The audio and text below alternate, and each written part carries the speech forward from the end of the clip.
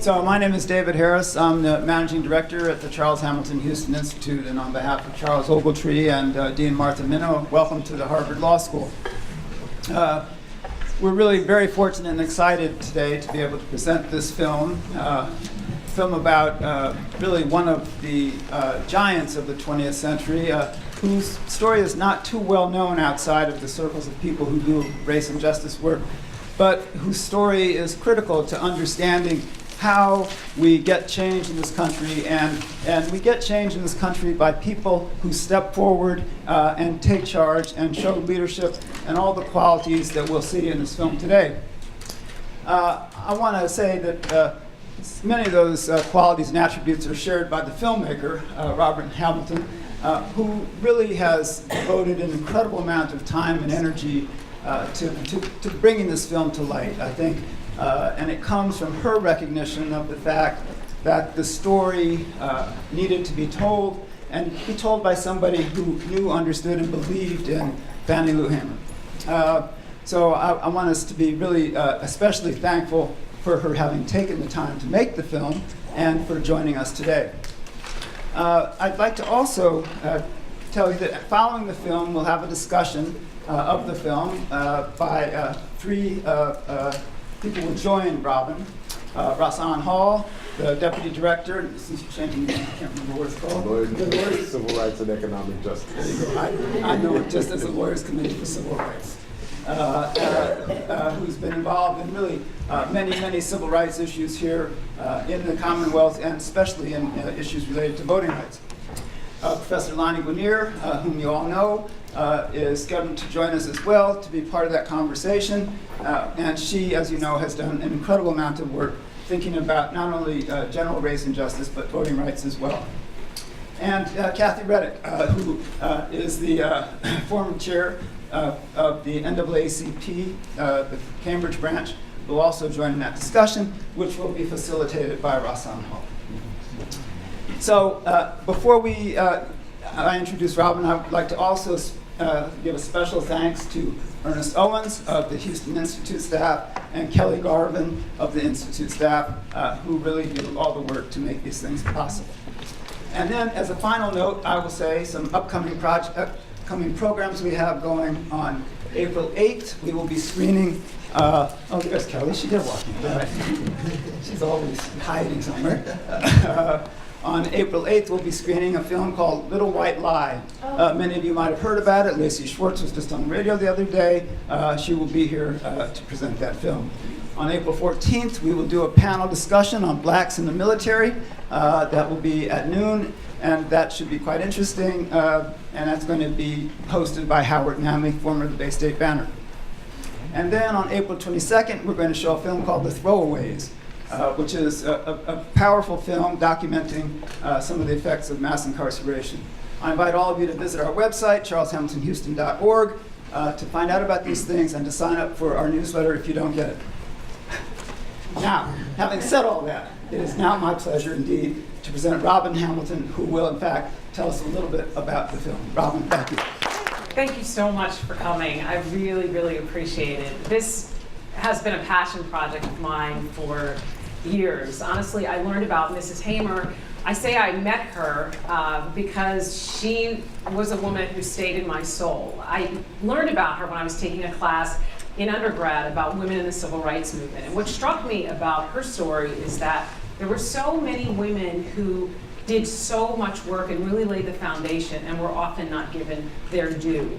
And besides not being given her due, she endured incredible violence and so many indignities, and yet she persevered. And so her story resonated with me, and I carried her in my heart. And I finally decided one day, I said, you know what, I need to do something about her. And I just took the bull by the horns, and it made absolutely no sense to me. I had no money, I had no idea how I was gonna do this. And with will and just some luck, and of course the support from the Samuel Rubin Foundation, and Ms. Judy Weiss is here.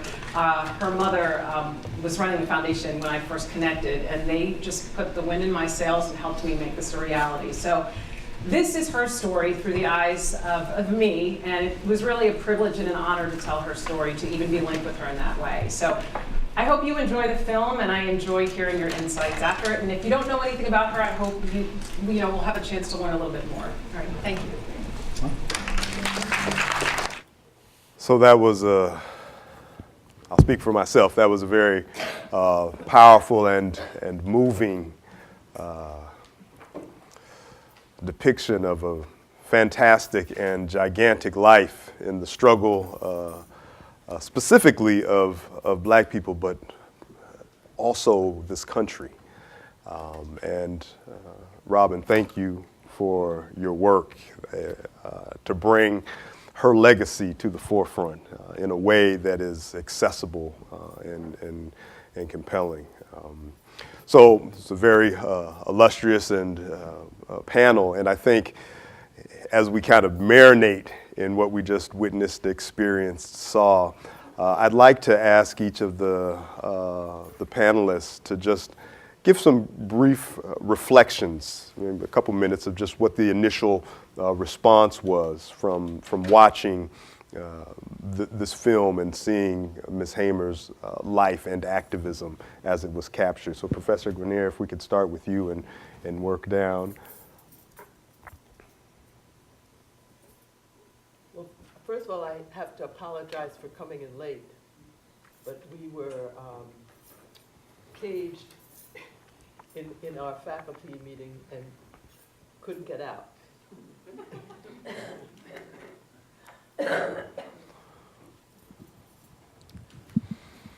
I think in some ways the most telling moment, at least for me, not only in the film, but in what I know about the role that Fannie Lou Hamer played in the civil rights movement, was her willingness to take on the President of the United States, Lyndon Baines Johnson.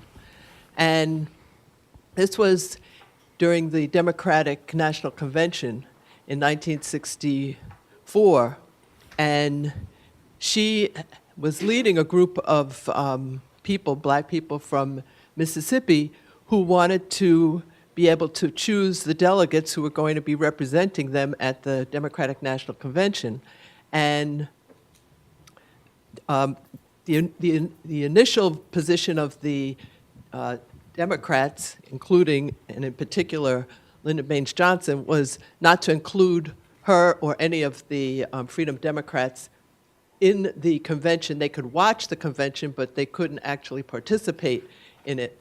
And she got on the television, and part of what she said was part of this movie when she said, "We ain't come all this way for no 2 seats." Mm-hmm.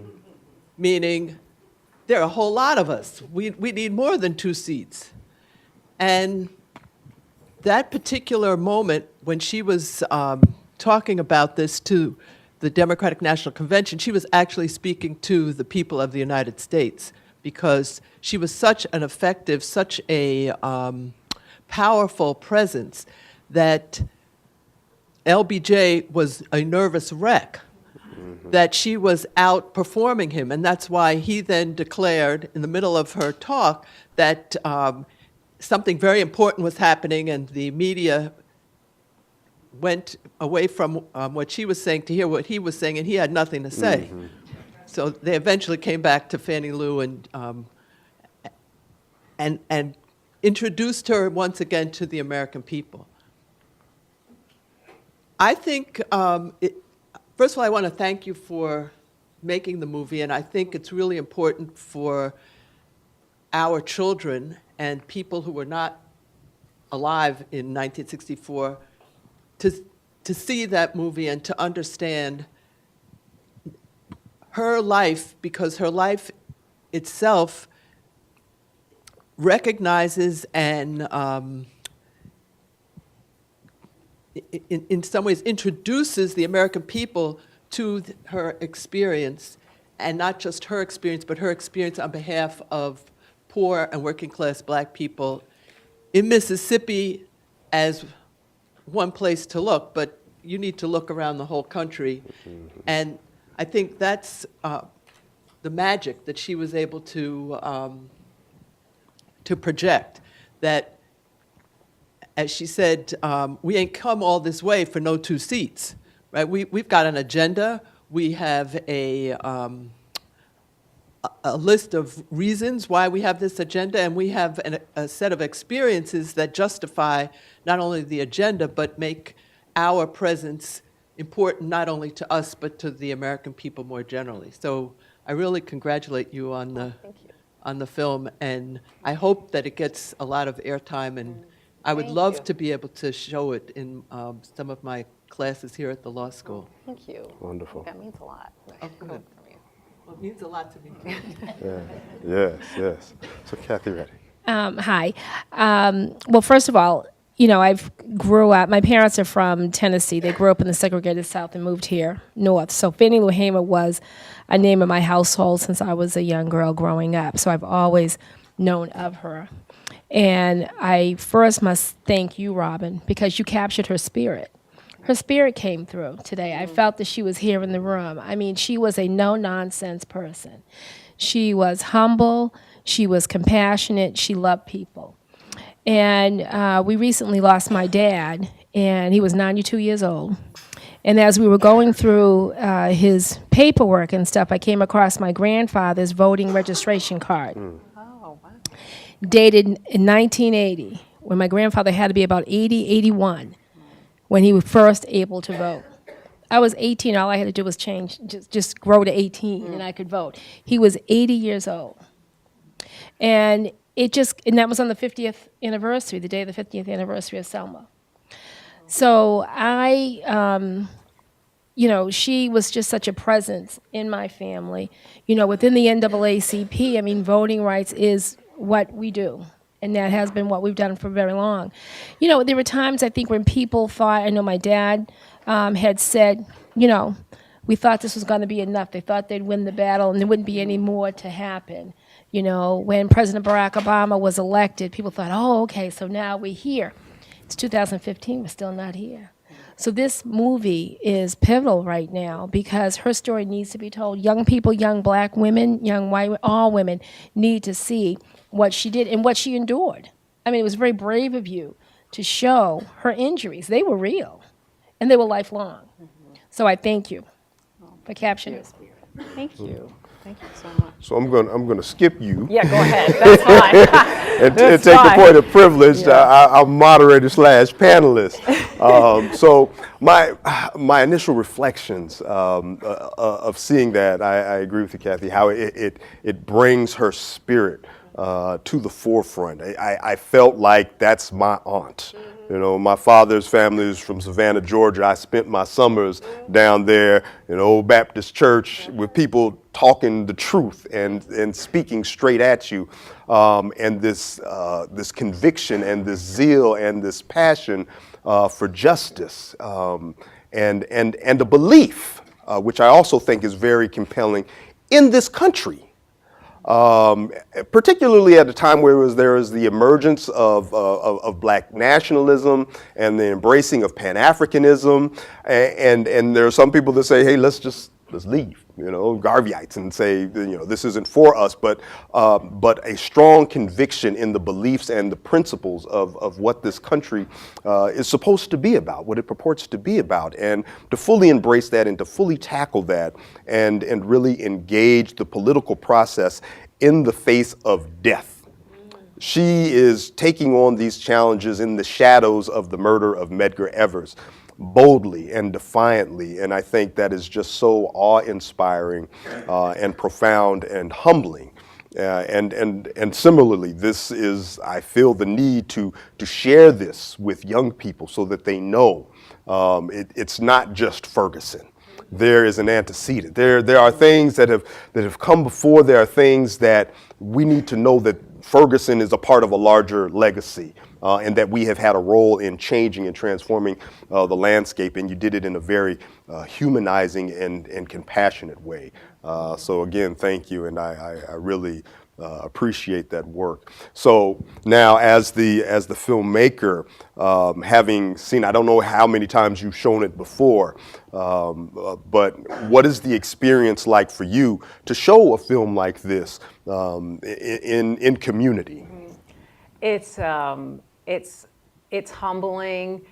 You feel exposed because I really appreciate you saying you felt like her spirit was with you, because when I was making the film, it sounds odd, but I felt like she was with me. Like I would sit for hours listening to archival recordings of her and watching her videos, and I felt her presence, and I felt her presence throughout this entire process.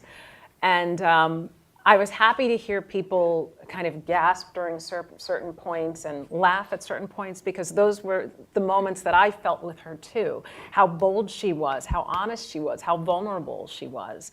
So I've shown it to very, very few people. So to see it in a community way is affirming.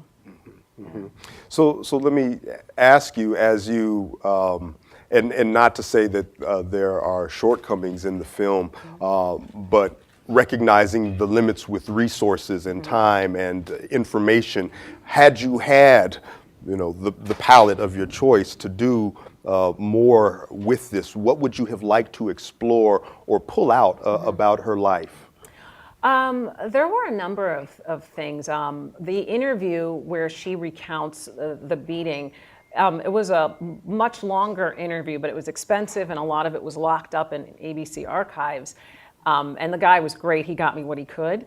But she was very honest about just the ups and downs of the whole process. She was also very honest about the amount of sexism and pushback she got from a lot of black leaders, the men, and how she was treated less than by people who should have been working with her in this collective movement. I also wish I had had an opportunity to speak a little bit more about her relationship with her husband, because the flip side of that is her husband was incredibly supportive, but it was very difficult for him as well, because he did lose his job, and he did have to find a way to make ends meet. And to have a woman who was so much on the forefront of the fight, as a man, I think it was challenging for him as well to maintain his presence as a man in the household. So it was very hard to kind of pull out elements of the family dynamic too, because it really does encapsulate the whole personal is political. I mean, she lived it, but her personal life took a toll. Yeah. You mentioned the aspect of the gender dynamics and directly sexism, and so Kathy, I'm curious, as a former president of the NAACP, a very large and historic national organization, president of a local branch, leading people, inspiring people, organizing people of one of the most historic civil rights organizations. Do you see some parallels between your experience having led a local NAACP branch and what we can imagine, and what Robin has alluded to, some of the experiences that Ms. Hamer confronted and faced in those times? Absolutely. I mean, it's, the NAACP is a phenomenal organization. We are volunteers, on the forefront. Oh, sorry, loud on the projector. We are volunteers on the forefront. We're not paid employees of this organization, so it comes from your heart. But at the leadership level, you do see that. I mean, we elected the chair. I was part of that election of the chair, that's current chair of the board, Roz Brock, several years ago. And it was just interesting to see the dynamics of, it was a women's movement to get her elected, within the NAACP. I mean, it unfortunately, it just is, there are still some barriers that need to be broken down. But within this type of work that we do as civil writers, she was on, Fannie Lou was on the forefront. She was there getting beat. I mean, there were men that got beat, obviously, too. I mean, they were in Medgar Evers was killed. She talked about that. But it was also very lonely, because, you kind of have your own place. And you see that even now in the NAACP, we talk about that. There are, my sisters in the organization and other presidents, we still talk about that. That's just, I think it's more a human thing than it is really a thing of color. So that's a human issue and those barriers have not been broken down, unfortunately, fully yet. Yeah, like you said, unfortunately. Professor Grenier, I think as we reflect on the 50 years of the Voting Rights Act and some recent Supreme Court decisions that have impacted that, and we look at the lay of the land throughout the country, and the National Lawyers Committee a couple years ago put out a map of shame, places where the voting rights were more restrictive than others. There was this movement that Fannie Lou Hamer was a significant part of that was directly in opposition to violence, state-sanctioned violence. And some would say, well, things are better now, and there isn't the need for the Voting Rights Act the way that it has previously been understood, or the way that it has previously stood, and therefore the justification for the decision in Shelby v. Holder. What would you say to those people who see that things have changed? They're not beatings and state-sanctioned violence anymore, and people can go and register and vote? Well, I first have to challenge your last sentence, that people can go and register to Yeah. vote. We need this on the mic.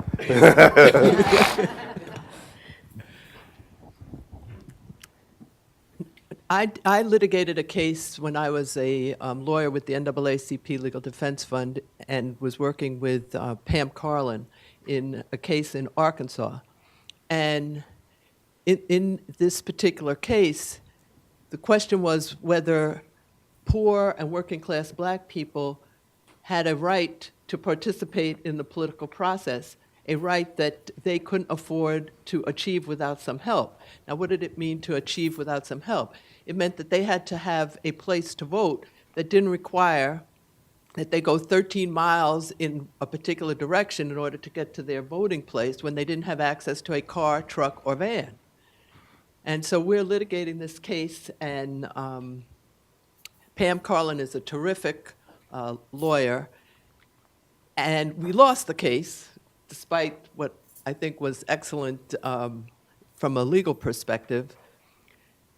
And we lost the case because it was just the two of us and maybe an assistant who was in the courtroom. In other words, the people who were bringing the case were not present in the courtroom. They had put it on our back to make the challenges, which of course we were lawyers. We thought this was our job. We went and did it.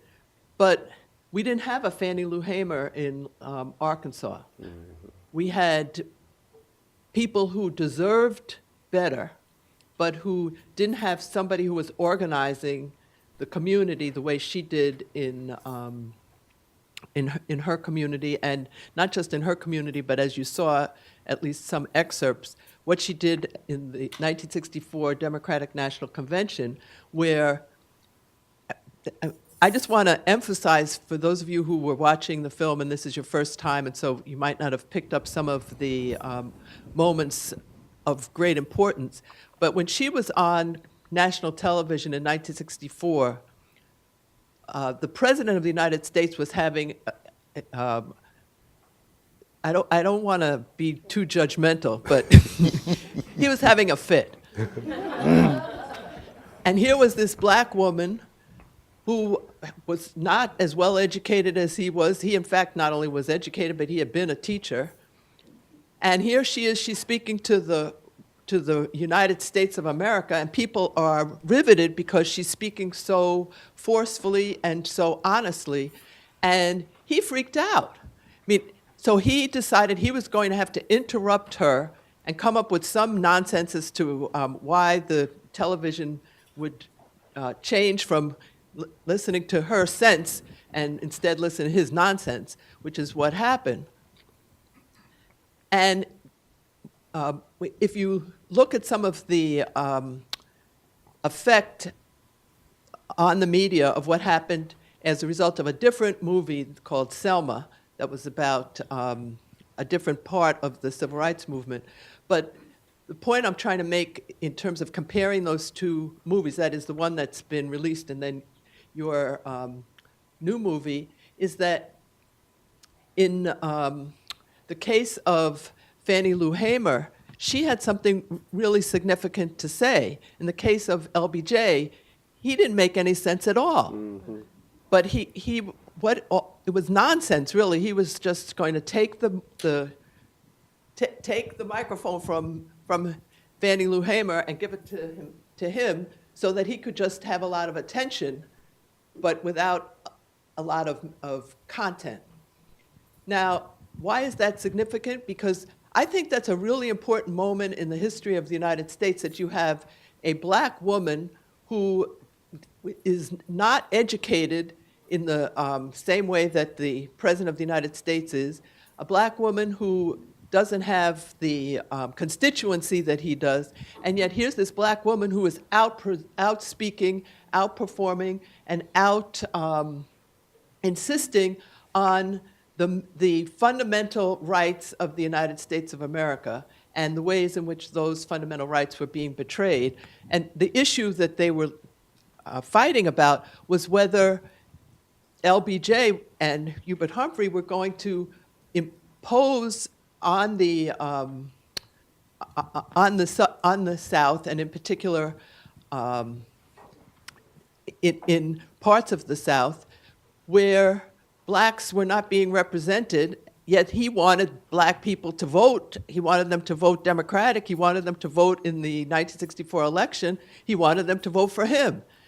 And yet he felt so threatened by this black woman who was uneducated but brilliant, and interrupted, what she was saying so, that he could talk about toothpaste or something the equivalent. It made, whatever he was about to say made really no sense. I think if you can go to Wikipedia or someplace on your computers and see what he had to say compared to what she had to say at that moment, I think that's a really powerful part of your film, and I would emphasize it over and over again, is it forces you to understand the different ways in which power works and what it means to be powerful. You have the President of the United States, obviously very powerful. You have a black woman who, was working for a planter, on essentially the equivalent of a plantation. She wasn't educated in the same way. She certainly didn't go to college, and yet she was speaking with such earnestness and such magic that the American people preferred to hear her than the President of the United States. And that really tells you something about not only her personal power, but how important her message was, right? She wasn't doing this for herself. She was doing this not just for black people, and not just for poor black people, and not just for poor black people who were in the South. She was doing this for the United States of America. Mm-hmm. I think it's interesting.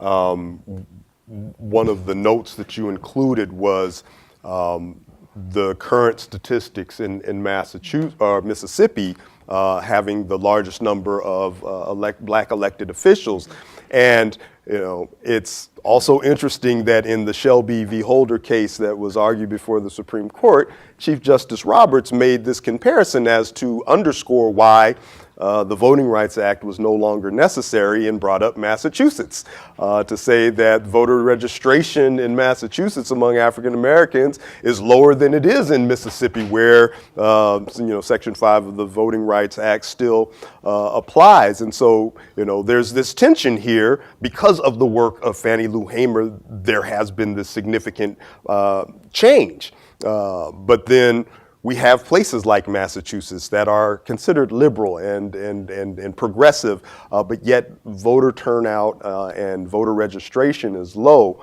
And so now I'm taking a point of privilege as a panelist. The Lawyers Committee for Civil Rights, as well as several other organizations, DEMOS and a member law firm, Ropes and Gray, recently settled a portion of a case that we filed challenging challenging the Department of Transitional Assistance here in Massachusetts for failing to comply with the National Voter Registration Act, specifically Section 7, which required public assistance offices to provide voter registration information and opportunities to people who are coming to receive public assistance or public benefits, either signing up or changing their address or recertifying for their benefits. And so you look at the work that was done by Ms. Hamer and the impact that it has, and you can celebrate that, but you still see problems in the South. But then you have a place like Massachusetts, like New England, up north, and we hadn't had those same type of problems, didn't necessarily need those Fannie Lou Hamer types of people, or at least it could be argued that we didn't. But then we have a Commonwealth that's not complying with the National Voter Registration Act, and low numbers of voter registration, and low voter turnout among African Americans. So I think it paints an interesting picture to look back historically and see the impact that she had in a time where they were confronted with overt racism and state-sanctioned violence and a history and a legacy of disenfranchisement compared to places in the North and urban centers. But there are still some similar concerns. Could I just add something to what you're saying Yes. to Absolutely. underline it? Yes. So I had breakfast earlier this week with a woman from Australia who reminded me that in Australia, if you don't vote, you get arrested. Okay? Now, I mean, that's really, now, arrested may be too strong, you get punished. Right, it's mandatory voting. Now, you don't actually have to vote. What you actually have to do is go to the voting booth, and then you can say, I refuse to vote. That's okay. But you have to act in part as part of the project of democracy. I'm mentioning that because I think it's a good example of why we need, on behalf of people like Fannie Lou Hamer, we need to explore the way other countries are approaching the role of citizens in a democracy and begin to push back on what's happening in the United States in the name of Fannie Lou Hamer. That is, she was fighting on our behalf in the 1960s. We now have to fight on her behalf in the 21st century because we have a number of problems getting people, white people, poor people, to vote. And so I think that your movie is powerful in that in that way as well, to remind us that we obviously benefited from her presence, but we're lazy if we don't continue to carry her message forward. And so, Kathy, one of the plaintiffs we represented was the New England Area Conference of the NAACP, and the argument was that because the state or the Departments of Transitional Assistance failed to do the registration work, organizations like the NAACP and New England United for Justice, who was the other client, had to expend resources going to locations to register people to vote. And I'm curious if you could talk a little bit about voter registration initiatives that the NAACP has been involved in, and particularly this notion of, and I think it picks up on what Professor Guinier is talking about, is this apathy that exists, and the effort that it takes to get people to register to vote, but then sometimes you look back and see Fannie Lou Hamer in the face again of state-sanctioned violence and lynchings and harassment and the threat of losing the job. We don't have any of that now, and it's hard to get people to register to vote. So what have some of the experiences been like in doing that work in the NAACP? Oh, no, absolutely. And I was actually deposed in that case and gave testimony in that case. You think about, you mentioned Ferguson earlier, and all that happened in Ferguson in August. And, NAACP and other organizations were boots on the ground to get people registered there, because what was clear there is that you had a large percentage of people of color, but none of them sat in any leadership positions, elected positions at all. So there are all these resources put in place to get boots on the ground, to get people registered, but yet less than 6% came out to vote. I don't know how to answer that. You know, I'm listening to you, and we all know that because, you know, in a lot of our houses, that's just not going to happen. If we've got to, you know, get people out, and this is what the NAACP does. I mean, they give us resources, we find resources, but a lot of it is volunteer. It's, you know, if you've got a car, you're picking up this person, you're doing, it's grassroots organization to get folks out. I mean, there is some larger monies available. You know, there was, what is it, to Get Out the Vote campaign by Ron Bell and some other work. I mean, those things are still happening. We can do that. What we can do is get people to get to the polls and vote. So that's a little bit of a disconnect, and I know that the NAACP is looking at that. I think, you know, Ferguson was very disappointing, you know, and I think it was an eye-opener of what it is that we need to look at for the future and how to get young people energized and educated about this reason. So this film absolutely should be shown. It should be shown in schools. It should be shown to educate them to it. But I'm also reminded of something that Rosa Parks once said, is that, you know, after the civil rights movement and, you know, laws were passed and that gave more freedom, that, you know, my generation or the generation, we were kind of protected, you know, so we protected our kids. You know, we got out there and we fought for them. They didn't necessarily have to take up the fight. So I think a lot of times, and I've talked to some young people, you know, how could you not go out and vote? Why would you not go out and vote? Well, you know, my vote doesn't matter. You hear that. But we've seen cases where one vote has mattered. Right. So there is definitely work to be done, you know. Yeah. Okay. And so, Rob, in talking about the young people and thinking about Ferguson and the impact that it's clearly had, this film has clearly had on us as panelists, what do you think some of the takeaways of your film are or should be for the current and next generation of young leaders? Well, I think to speak to what Kathy just said, it does matter. Your vote does matter. And I think people are, there is a level of complacency that is very disconcerting. And I'm glad you brought up this point earlier, because when I was interviewing a number of the people like Dr. McLemore and Dory Ladner, both of them said that they are very concerned about the lack of involvement. And they said, we don't realize how careful we have to be, how vigilant we have to be. And so this is a jolt in the arm, I hope, of how we all need to stay engaged in the political process and how valuable our vote is. That's one of the takeaways I want. Although I have to take issue because I think that there are a lot of problems with our political system. And so just getting people to vote within a political system that in many ways is ruined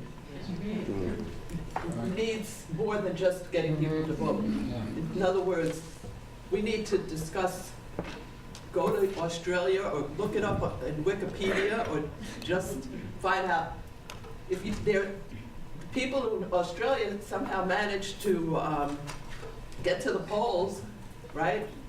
Because you have to vote in Australia. That makes a big difference. But it also means that we have to reconsider, well, who are we voting for and what are we voting for? And we're still using, you know, districts and systems of determining who gets to vote where based on the 18th century, which was put together by a group of white men. So, I mean, if we really want to, you know, feel honorable or something that we're in some ways redeeming or acknowledging what they tried to do, we'd be making a big mistake, because when we think about our founders, right, not only could black people not vote, women couldn't vote. So there are lots of ways in which the political system needs to be transformed for the 21st century. It's important to get people to vote, but it's even more important to get people to have something to vote for. Yeah. And I think another thing that comes out when we talk about this problem with, it's not just about getting people to register to vote, but also the barriers that exist to getting people to vote. You have felony disenfranchisement. People who have been convicted or of crimes are no longer able to vote in certain states. That is a legitimate concern or barrier. You have these ID requirements that some states have enacted that, a lot of people will say, well, why don't you just get an ID? But I think that's people who don't recognize their privilege. And when states aren't providing the identifications, that's a concern as well. And then there's the overwhelming lack of interest in the quality of the candidates. And so one of the conversations that was happening, we kind of keep mentioning Ferguson, was, you have Jesse Jackson on the ground saying, well, let's get all these people and register them to vote so that we can elect the people that we want to make change in the system. But it really raises this significant question around, okay, well, you get everybody to register to vote. Who are the candidates that are running? What are the offices that they're running for? And then is that going to change the municipal court system or the police department, where they are leveraging municipal revenue off of the backs of some of the poorest people by not having their grass cut or having a tail light out and not being able to pay that, and so the fines double and triple, and those aren't the elected positions that immediately change. And so I think that is a very a salient point about what we do and why we're asking people to register to vote and what is in it for them. One other point. Yes. After World War II, when the United States was in a position of great power, we made Germany change its voting rules. So in Germany, everybody gets 2 votes. 1 vote for a person and 1 vote for a political organization. Okay? So each person gets 2 votes. That's a really important change if you think about the difference between having 2 different kinds of people who represent you. One because they live in the neighborhood or because they're close into your neighborhood, and the other because you agree with their politics. And when I say agree with their politics, it's a range of politics. It's not just the Democrats and the Republicans. It's a range of politics. So the German system, which we imposed on them, is a whole lot better in terms of exciting people to participate because they feel that their participation actually makes a difference. In the United States, people don't vote, not necessarily for great reasons, but nevertheless for good reasons, and that is they don't feel, even if they do vote, and even if the people they do vote for get elected, that somehow they're not going to be represented the way in which a democracy should be organized. So this is an opportunity to go beyond just making sure people vote in our current system, a system that was designed by white males who owned slaves in the 18th century, right? It's time to get out of the 18th century. So at this point, and I'm not sure how we're doing on time, I think maybe we'll just have a few closing remarks from each of the panelists and then open it up for questions from the audience. So Kathy, if you could just leave us with some parting and closing remarks. Well, I think, again, this movie was extremely moving, and it was so important and right on time, I think. I think that everyone that has been here today to view it should go back and tell somebody about it. Find out how do we get it out there to others, to the schools, to community organizations, if you will, so that people can see what folks went through. I mean, a lot of times you talk about, kids will say, well, that was in the history, that was in the old days, but it's not. It's very present now because the Voting Rights Act is attacked all the time. I mean, it's not like this is a promised thing that we're going to have a Voting Rights Act. It very possible can change. And, this generation needs to know that, and the generations going forward. So, I thank you again for this. I thank all of you for being here. And it's, it's just, I just can't get over the fact that I just felt transparent. So I thank you for that. It's beautiful. No, I've spoken enough. So what I'll say is, and I think, you mentioning the Voting Rights Act and the recent Supreme Court decision, Shelby v. Holder, which kind of gutted Section 5, which was the pre-clearance requirement for certain states that were covered. They had to get approval before they made any changes to their voting laws, policies, or practices, with the notion that the same formula that was used to determine which states should be covered really isn't necessary anymore, because that was done back in the 60s.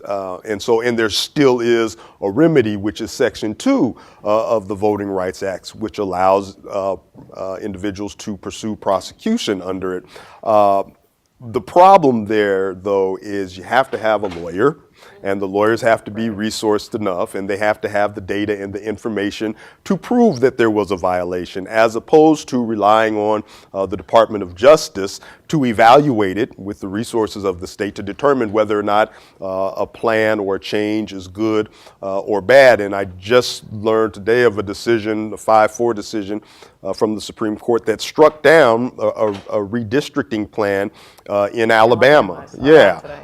Where the district was 72% black, and they drew it to increase it. So they packed the district, taking black votes out of another district to increase it to 75%. And the Supreme Court ruled that was a violation of Section 2 of the Voting Rights Act. And so I say that to underscore the fact that there are still voting rights violations happening, and we just can't turn a blind eye to the need for continued advocacy. And I think it's very telling that we've got young people in the streets rallying, protesting, saying Black Lives Matter, and Fannie Lou Hamer was saying Black Lives mattered way back then, and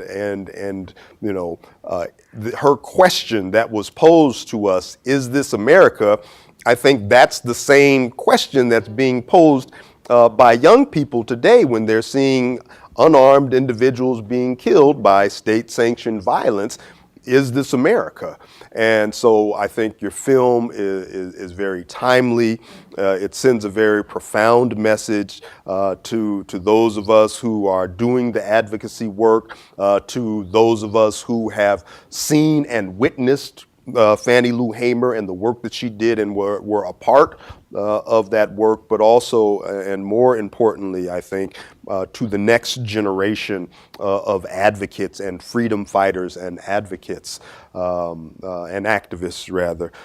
So thank you again. I'm glad to have seen this and been a part of this panel and this discussion. Yeah, so thank you. So thank you. So Professor Grenier, you want to have a last word, or you're still standing on your position that you've said enough already?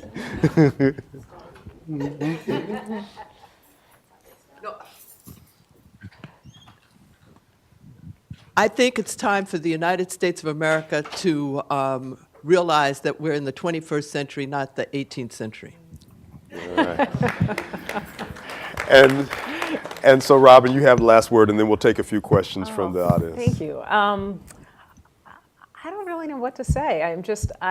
First of all, I'm thrilled to be on this panel with all of you, because I do feel like it's admirable when people are still doing the fight. And when you talk about the things that you're still seeing, it is tangible proof that there is still a problem. When you talk about what you are fighting for, it's tangible proof that we have to keep pressing forward. And so this film is just a testament to what she went through, what still needs to be done, and to have people like you continue to fight for all of us to collectively do what we can to promote equality and rights and equality. I think that's a lot. It's very valuable. It's very important.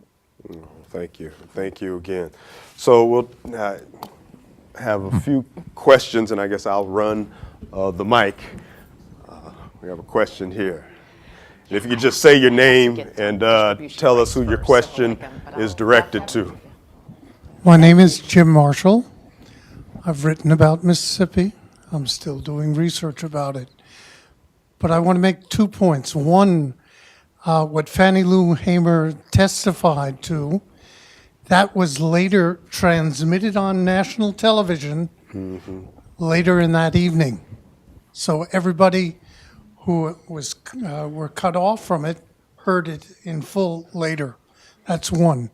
Two, at the end of 1964, after the convention, the civil rights movement per se, the people from SNCC and CORE, moved out of Mississippi, but they left a movement which was very vibrant and led by people like Mrs. Hamer, and they were able to continue the fight.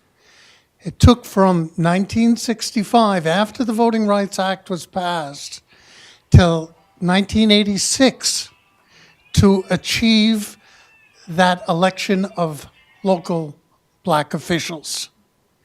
Because Mississippi passed a whole series of laws. They changed the way those votes that the people got were counted.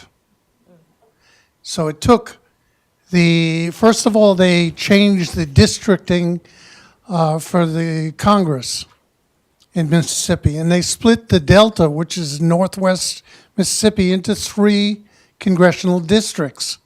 That was only reconstituted in 1986, and then there was a black elected congressman from Mississippi for the first time since Reconstruction. But this legal fight went on and on and on, and it was led by individuals who came in, lawyers in particular, and worked with the local leaders who were there and stayed and fought the fight. And Mrs. Hamer remained an icon to look at, to follow, and her importance, her centrality is very important. And the fact that you've made a valuable movie from this makes me very happy. Thank you. Thank you. Any other questions or? Thank you. Hi, my name is Paula Sinclair. I'm with Jewish Women's Archive. So, Robin, I just wanted to thank you for reaching out to us, because that way I got to come to this fantastic movie. Ms. Hamer and Heather Booth are both central to our civil rights curriculum that we have on our website that is accessed by kids across the world, because we're an internet-only archive. And my friend Lynette and I have just been talking about how we're going to bring young people together to watch the movie. So thank you very much for providing us with that opportunity. Fantastic. Thank you. Any additional? Okay. I don't think I need your mic. Okay, thank you. I have a question for Robin. One of the things that, my name is Steve Cohn. One of the, I was really struck by the interviews in the film, and I hadn't seen so much of Ed King or of Dory Ladner before. So I wonder if you could talk a little bit about how you did the selection for the people you spoke with. Well, it's funny because I started, my base point was the book, This Little Light of Mine by Kay Mills, which is a wonderful biography about her. And in my research, I just started peeling back different people who worked with her directly. And some of the really big names had passed on, like Lawrence Giat. And there were other members who were still alive, some other figures. But a lot of them didn't call me back. And I think because I was kind of small potatoes, I wasn't, a big name, a big production company.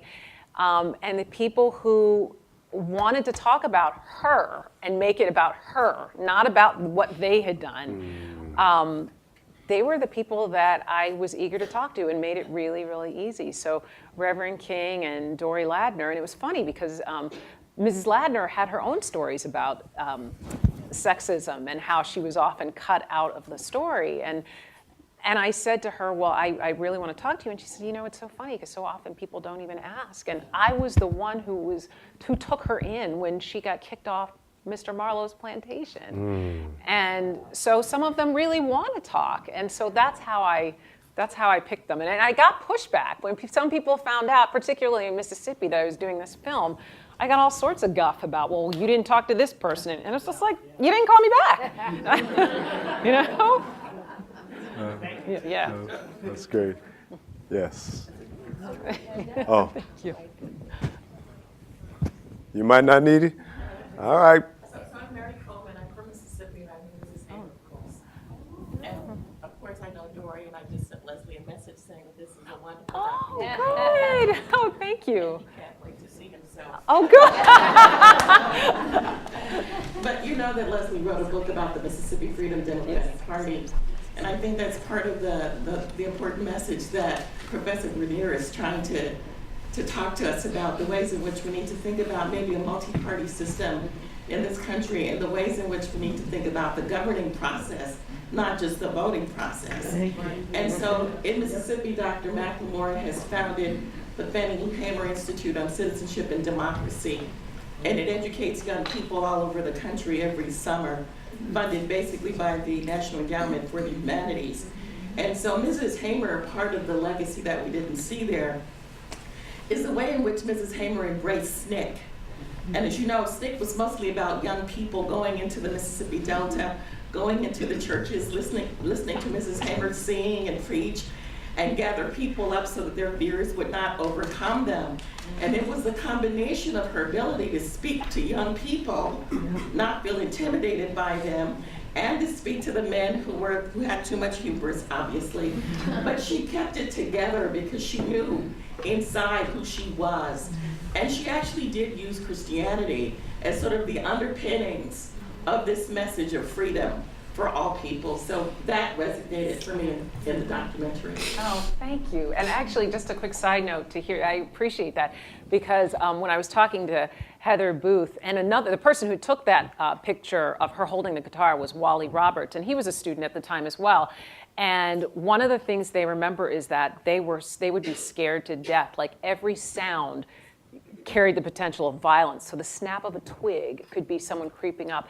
And they said Mrs. Hamer had a way of diffusing some of the scariest moments and situations, either by a joke, a lot of times by a song. She would just diffuse it with her presence. So I'm glad you picked that up, because that's hard to capture. So thank you. Fantastic. Yes. Okay. I saw you last time, so we'll go with you. So, just a few things. It's a wonderful film. Oh, thank you. And it's just fantastic. And I think this is such a wonderful moment in time right now, built on tragedy, on Ferguson, and waking people up to what the realities are. And I know I've seen here in Boston more young people and more white people getting re-engaged because of this. And if we can build on it. And when I saw the notice for this film, I sent it to my sister's high school here in Cambridge. She's at the extension school, but I sent it and I said, can the kids get extra credit? Anything to get it, And to get it into the schools. And I think because when they saw Selma, and their school went to see Selma, which I understand is Hollywood and all of that, they were awakened. They had no idea. They had no idea.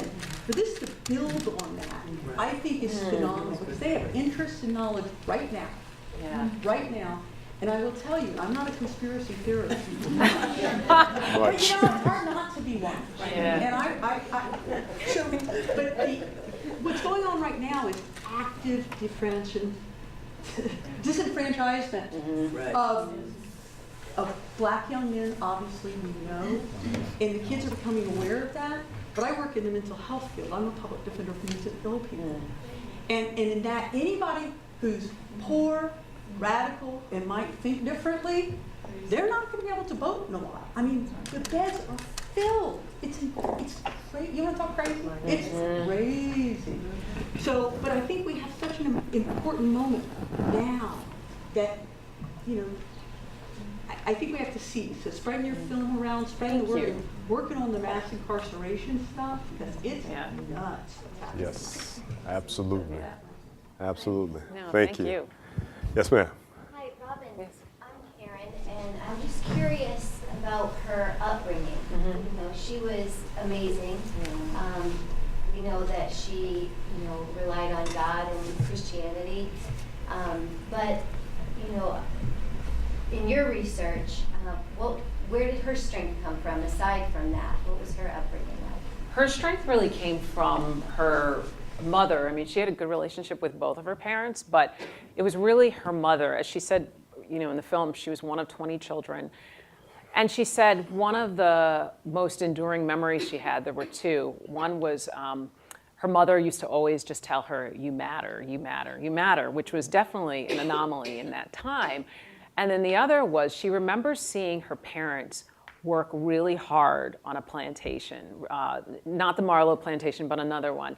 And she remembers her father working his fingers to the bone and finally earned up enough money to get 2 cows, a pig, and a little plot of land. And that was their ticket out. And someone poured some type of chemical in the feed, and they came home one day and all the cows were bloated. They were dead. And that was it. And she said her mother was the one who kind of got them through that. But I think that helped her resolve to just say, I can't live like this anymore. But it happened to her when she was younger. I mean, and she didn't get to this point of stepping into the movement until she was 44. But that left something that stayed with her. I'm just so curious because she was a woman. You know, that's what I find most astounding, that she stood up to our president. You know, to be a woman of color, but to be a woman, it came from her mother. Yes. I wonder about her mother. Yeah, You know? yeah. This is strong matrilineage. Yeah, yeah. Yeah. Thank you. Yeah, yeah. Any other few questions? Yes, ma'am.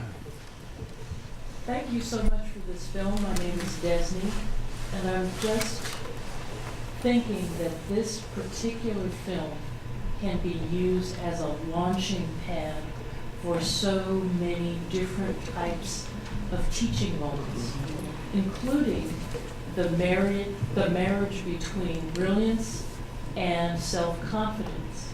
Because if you don't have self-confidence, brilliance, and a purpose, you will not be able to do anything on the order that Mrs. Hamer did. And yet we have to teach our young people what it takes to be human and a leader. What top-down leadership is, what bottom-up leadership is, and what it means to be in the middle. And one of the things that occurred to me watching the film is that in the 60s, voting was in a specific context and it had real meaning. The meaning is not necessarily tied to voting, even if the outcomes would be similar. And I think we need new ways to reach people if we are going to empower ourselves.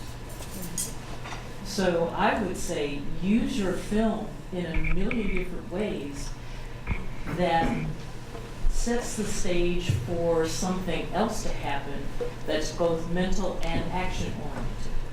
Get people to brainstorm, to strategize. What would it take to empower Ferguson, Missouri? If it's not voting, because voting may not mean anything, because it's not connected to anybody's hope, anybody's faith, anybody's sense of motivation or ability to thrive. What are those things, and how do we get people, including ourselves, excited about it and committed to it? Yeah. So keep on. Thank you. Thank you. Thank you. Yes, sir. I'm Harris Simpson, living in Massachusetts for the last 50 years, but primarily originally. That's Lower Alabama. And I was alive when all of these things took place, but I see some problems that are not necessarily related to blackness, because we talk about the apathy with regard to young black males and young people voting. The fact is, young people don't know whether they're black or white. And that's a serious problem. So I think this movie could be used not just to motivate blacks, and not just to bring forth civil rights movement with regard to blacks' ability to vote, but for everyone to vote. The president did mention something about the system where you have to vote. It's against the law if you don't. He did, and Fox News thought that was anti-democratic. Right. So you do have a serious problem here in terms of trying to motivate people to vote because they don't understand what the vote meant. that the gentleman over here speaking about the district changes in Mississippi, that technique came from Massachusetts. It's called gerrymandering. and Governor Jerry, who did this, his philosophy still exists because Bonnie Frank was moved out of his office by the same technique here. So we really have a serious problem in terms of America, in terms of voting, and this type of movie might help in terms of doing that. The professor mentioned the fact that it was for white men to vote. That's not true either. It was only for rich white men to vote. Because initially, people who didn't have substance could not vote anywhere when the Constitution was written. And I think that should be looked at because that's what the philosophy was all about. So it was not just white men with money were the ones who voted. And we're getting back to that with the Koch brothers. They function now. So I think it's a real serious problem we have, and this type of movie should be used so that people not only be motivated, but understand how the whole system works, because that is the problem. The system does not work the way the Constitution says it should, and it never has. And we need to get into that because that's the only way we're going to get the people involved to the point that they understand what is not occurring because they don't participate. And we need that kind of a system to get involved with it. Absolutely. And I really congratulate you on the movie. The only problem I have with the movie is too short. Part of it being too short because you don't have enough money to do it. Yeah. So we need to find a way to finance people. Yes. Oh, thank you. right. We get a Kickstarter campaign going. Right. So the hour is getting late. So there's a question here, and I thought I saw a hand in the back there, or maybe somebody was just stretching. So we'll go there and there. My name is Nell Barrow. Thanks for your beautiful movie. I had only heard about Fannie Lou Hamer through Cornel West. He'd be on an interview show, and he wouldn't mention Martin Luther King without mentioning Fannie Lou Hamer, which has me thinking, and apologies if you touched on this and I missed it in your film, but what was Dr. King's view of what Fannie Lou Hamer was doing? Did they know each other, that sort of thing? Yeah, no, that's a great question. They knew of each other, and I think they were fine. I mean, I think they had a cordial relationship. She was definitely respectful of him. They had a bit of a moment at the convention when you saw, yes, a big moment because he was the one who kind of went behind the scenes and agreed on the 2-seat compromise when she was like booted out. Yeah. And so, there's this whole divide about, where were his alliances really? And it's funny because she wouldn't really talk about that. When I was doing my research and I went back and saw that interview about where she was just talking in that khaki dress, recounting everything, she would not say anything bad about him, which I thought was very classy. But, there was definitely a divide there. I don't know if you want to add anything. No. It was more than a divide.